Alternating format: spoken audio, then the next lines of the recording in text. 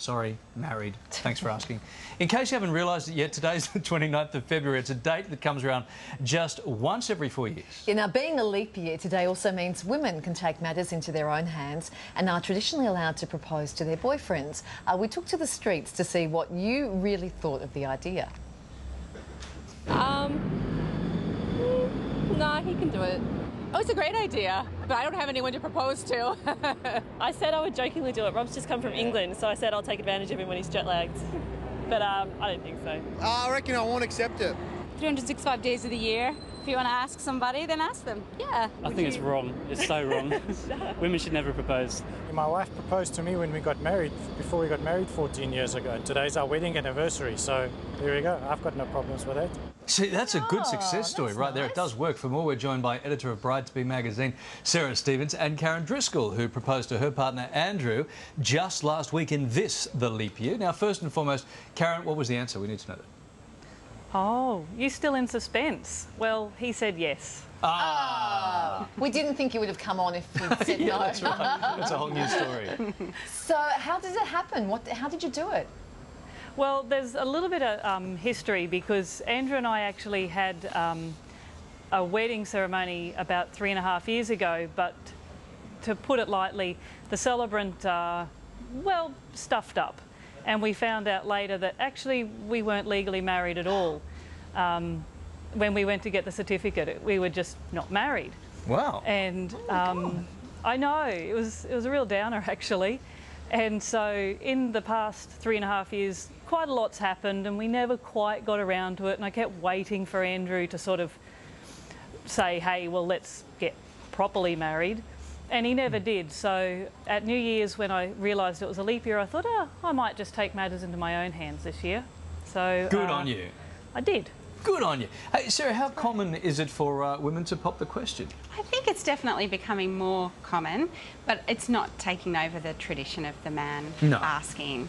And I also think that you know, women, the one thing is that women are definitely being more involved. So there's a discussion between the couple before they get engaged, and the woman might even be involved in sort of choosing the ring, even before he goes down on one knee. So they're taking matters into their own hands, then she's definitely. got to fake it then, hasn't she? She's got to fake that surprise. Exactly. Thing. Oh my God. But, I mean, we're talking about this because today is February 29. Exactly. But do you think that that does actually give some women extra impetus? I know it's an old-fashioned tradition, but do you think it really does prompt some women to do it? Yeah, it's a very old tradition, and I mean, there's even conflicting stories about how it came about. And it did say that basically February 29th was not a real day on the calendar, so women didn't have to sort of adhere to common law, which was the the man would ask, and so they could ask their husband, or sorry, what they wanted to be their future husband, to marry them. Okay. And he was actually not allowed to say no. But I do think these days women who are asking their partners to marry them perhaps are doing it because, you know, they might have been waiting 7, 8, 9 years in a relationship and time's a factor. They might be thinking about families and that sort of thing. So I don't think they're going to wait for a leap year to do it. I think they want to do it now. Hey, Karen, what about your buddies? Anyone else jumping on that today?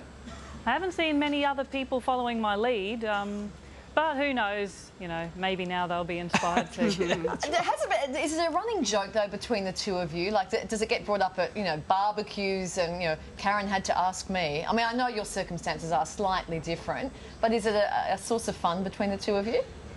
Yeah, I mean, I guess I asked in a slightly different way, deciding to go through a magazine and make a more public proposal. So I kept the fun and lightheartedness in it that way as well. But, I mean, it's been a running joke amongst us and most of our friends. We're the butt of their jokes for 3 years. Like, you know, you two can't even manage to get married successfully.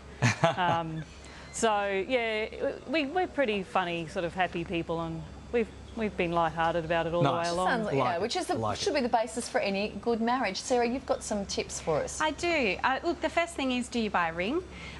So a lot of women might perhaps buy a engagement ring, as they're called, if they're proposing to the guy. But also a really popular thing at the moment, even if you're not the one proposing, is that the bride might actually buy the groom to be a nice watch, perhaps engrave it so he can keep it. So that's a nice thing to do. The second thing I would say is be prepared for any reaction, because You might be a really modern woman and you might think it's fun to propose to him, but he might be a real traditionalist. Right. He might want to do that. That's right. He might have even been planning to do it. So he might be a little bit shocked, and I guess don't be too surprised by that. And the third thing I would say is that as much as we give men grief, they put a hell of a lot of effort into proposing, and they're very romantic. And so if the woman's doing it, make sure that she puts just as much effort in. Sarah and Karen, thank you very much, ladies. Nice advice. Appreciate it. And for those ladies who have been brave enough to pop the question, they can get some extra tips for their big day in the latest edition of Bride to Be magazine. After the break for you, how to follow up a worldwide hit. We'll show you Gautier's new clip. More of the morning show in just a moment.